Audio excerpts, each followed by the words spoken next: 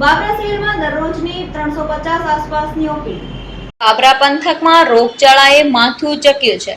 બાબરા સિવિલમાં દરરોજની 350 આસપાસની ઓપીડી આવે છે। શરદી, ઉધરસ, તાવ, ડેન્ગ્યુના દર્દીઓમાં વધારો થયો છે। બાબરા પંથકમાં શરદી, ઉધરસ, તાવ અને વાયરસ સાથે ડેન્ગ્યુના કેસો પણ નોંધાયા છે।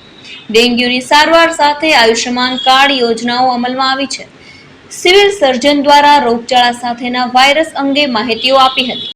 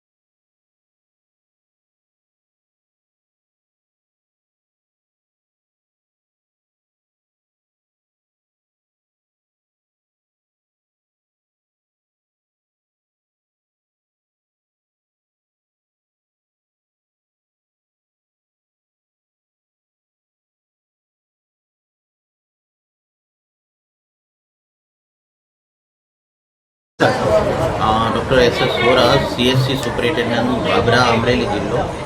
અત્યારે આ પરિસ્થિતિ જોતા ઓપીડી ખૂબ જ વધારે પ્રમાણમાં વધી ગઈ છે છેલ્લા 1-2 મહિનાથી, અને એમાં 300થી 350 કેસ રોજ છે, સવાર સાંજ મળીને આવે છે। અને બીજા અન્ય એક્સિડન્ટ, ડિલિવરી અને બીજા અન્ય કેસ તો અલગ આ ઓપીડીની વાત કરું છું।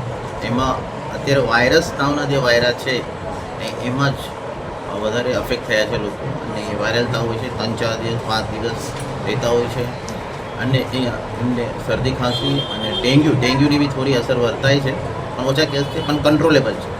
એટલું કોઈ જોખમ અને એટલું ડેન્જર નથી, કોઈ દર્દીને એનાથી કોઈ વધારે કોમ્પ્લિકેશન થયા નથી, એવા કેસ અમારા પાસે અત્યારે નથી આવ્યા। અને સામાન્ય IV થેરાપી, બાટલા, દવાઓથી સારા થઈ જતા હોય છે 3 થી 4 દિવસ। આયુષ્યમાન કાર્ડની પણ યોજના સારામાં સારી ચાલે છે, અને એનો બી લાભ સમગ્ર બાબરા તાલુકાને આપી રહ્યા છે। આયુષ્યમાન કાર્ડ ગરીબોને, છોકરાઓને, આખી ફેમિલીમાં ના હોય તો એને બી અમે આગ્રહ કરીને બધાને કઢાવીએ છીએ। બધી જ ઉંમર, એવું નહીં કે 70-60 વર્ષ ઉપર હોય એને કરાવો, તો બધાને આયુષ્યમાન કાર્ડનો બી લાભ આપીશું। આયુષ્યમાન કાર્ડ લઈને આવે બધા, અને એનો બી લાભ મળશે બધાને, અને સરકારને। Thank you.